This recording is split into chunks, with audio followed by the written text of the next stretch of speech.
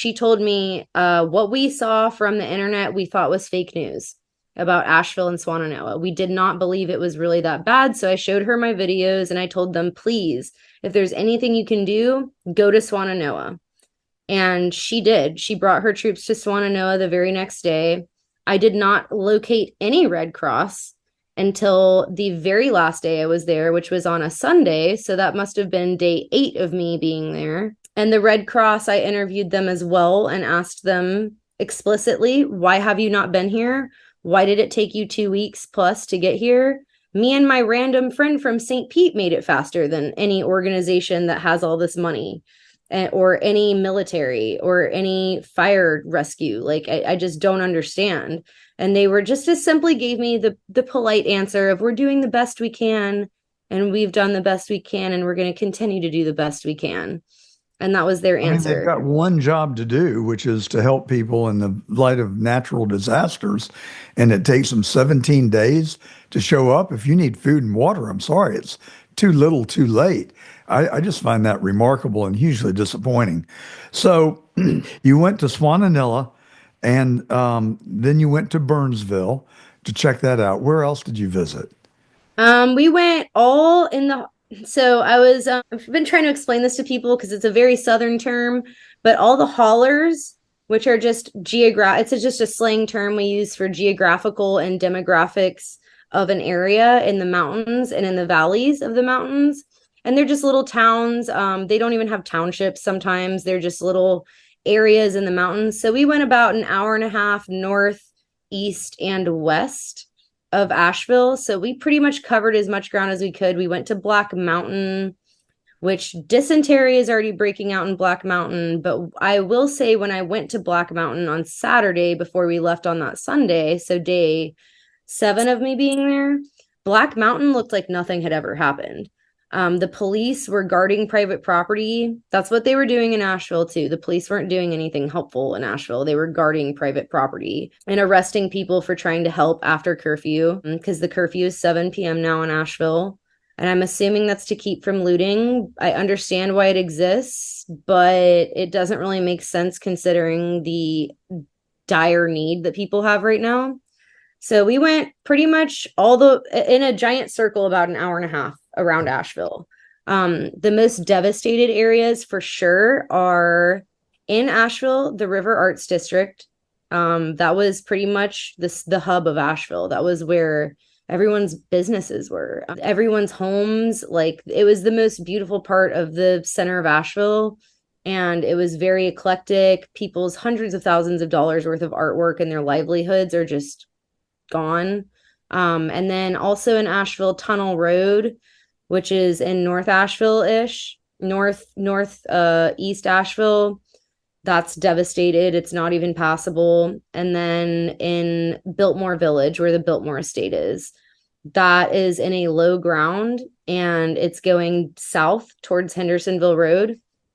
That area is not recognizable at all either. You just can't So is the even. Biltmore estate damaged?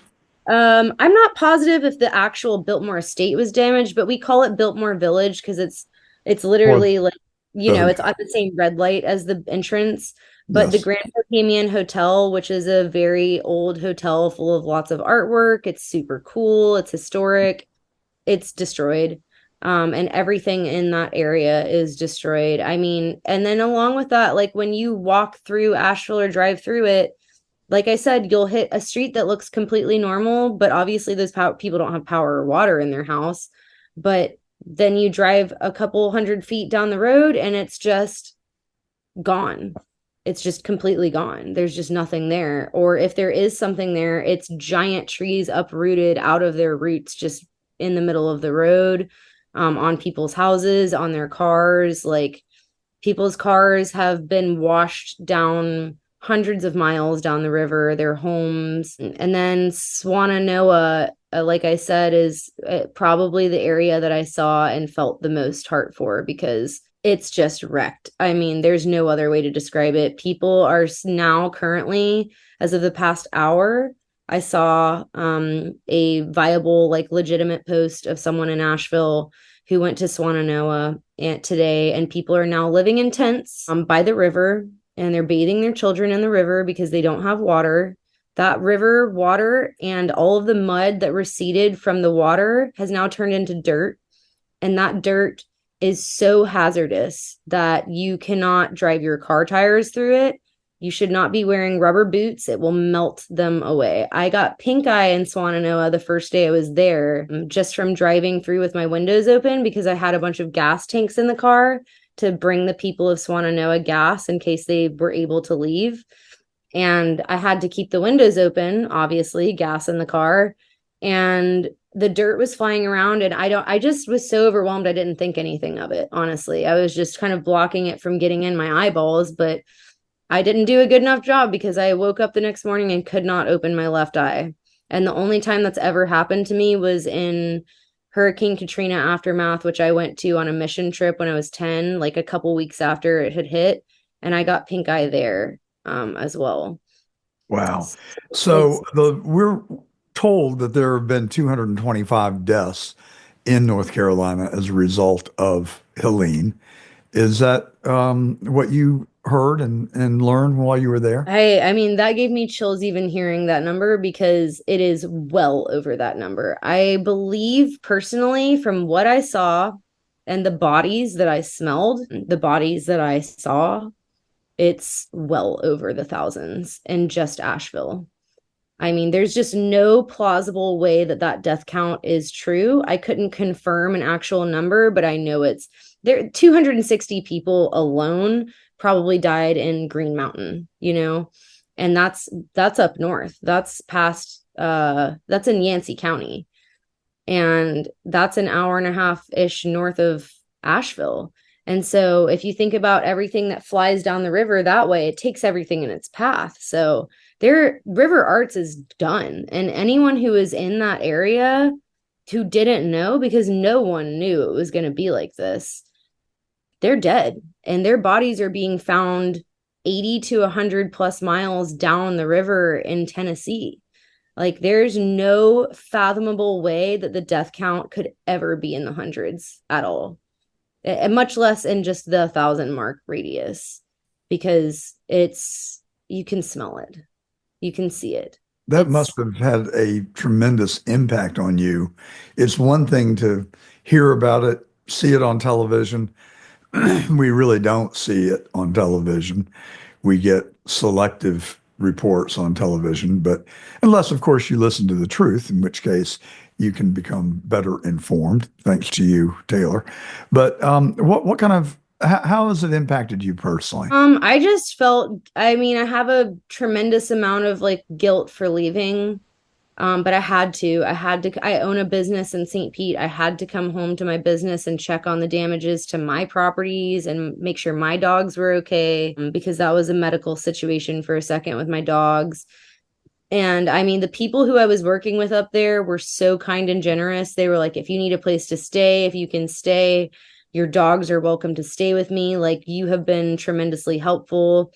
And they're really making moves actively. Like, these people don't sleep. They're just, and they're traumatized too. They went through it too, but they're still on the ground. Grassroots, mutual aid, and just random civilians are the people who are helping that area. So And they're doing how long have you been back home now? I got back home. I left on Sunday afternoon and I got back home on Monday at like 8 a.m.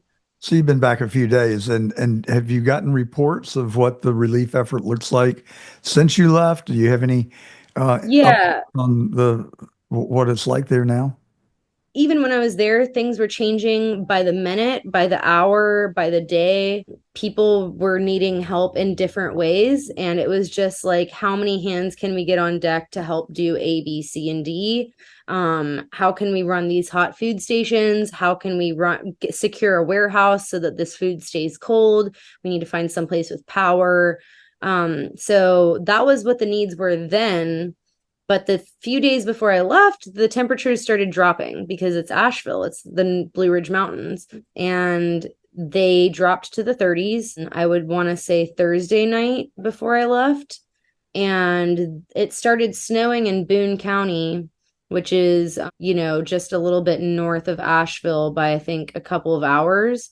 So it's already started doing the cold rain and hail in Asheville, and it's starting to drop snow on the ground.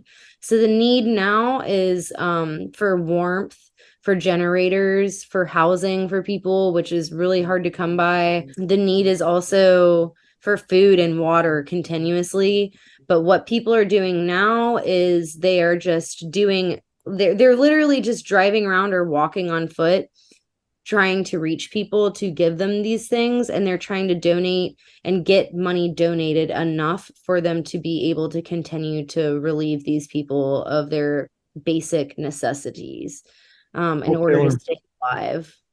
thank you so much for coming on and sharing this information with us. It is really overwhelming to hear about it. And God bless you for taking the time out of your personal life to drive 15 hours, I think, to from St. Petersburg to Asheville and the surrounding areas to provide comfort, provisions, and hope for fellow human beings who are really struggling. And your mom has raised two nice young ladies, and I just told you that, Judy. So good for you. And keep us posted. We're connected on text now, and we look forward to hearing back from you if you have any updated or new information. But we certainly Yeah. And if anyone wants to know that's listening to this that isn't able to go to Asheville physically to volunteer or help or bring supplies, a lot of Amazon isn't really running up there right now, obviously, so you can't really send stuff. That may change over time, but if anyone wants to know where they can donate their money, it is not the Red Cross. It is not these big organizations because Asheville is not seeing that money. You're pretty much throwing your money in a trash can when you donate to these big organizations, and they're conning you. absolutely. My organization of choice would be United Appalachia, and their website is simply.unitedappalachia.org. And the people who run it have literally poured their life savings and all of their time and energy into doing this every single day, and they're not going to stop.